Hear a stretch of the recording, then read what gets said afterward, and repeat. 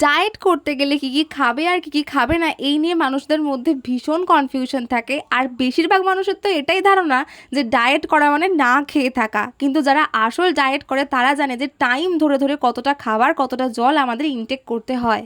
এই খাবারটার অবস্থা দেখো, এটা একটা প্যাকেট ফুড ছিল, তার ভিতর থেকে এই অবস্থায় বেরিয়েছে। তাই যতটা পরিমাণে বাড়ির খাবার খাওয়া যায় সেই চেষ্টাই করবে, আর বাইরের খাবার তো একদম না বরাবর খাবে। আর অনেকের ধারণা আছে যে ডায়েটের খাবার বুঝি টেস্টি হয় না, এটা একদমই ভুল। আজকেই আমি দিদিকে চিকেন আর ভেজিস এনে দিয়েছিলাম, ও ভীষণ কম তেল দিয়ে অথচ কম মশলা দিয়েও এত টেস্টি একটা স্যুপ বানিয়েছিল, বোধহয় আমার খাওয়া বেস্ট স্যুপ। আমি সব রকমের খাবার খেলেও যেই খাবারগুলো একদম অ্যাভয়েড করি সেগুলো হচ্ছে কুকিজ, ক্রিম বিস্কিট, তারপরে চকলেট, লজেন্স, এই ধরনের জিনিসগুলো সত্যি কথা বলতে শুধুমাত্র সুগারে ভর্তি থাকে, এগুলোতে কোনো খাবারের পুষ্টিগুণ থাকে না। আর খালি পেটে ক্রিম বিস্কিট বা লজেন্স, মিষ্টি জাতীয় যে কোনো জিনিস খাওয়া যে কতখানি খারাপ, খেতে ইচ্ছা করলে একদম ভর্তি পেটে অল্প পরিমাণ খেতে পারো। ডায়েটের ব্যাপারে আমি যতটুকুনি জানি সেই নিয়ে আমি ভিডিও আরও ভালোভাবে বানিয়ে দেব, আজকে হয়তো বেশি কিছু বলতে পারবো না।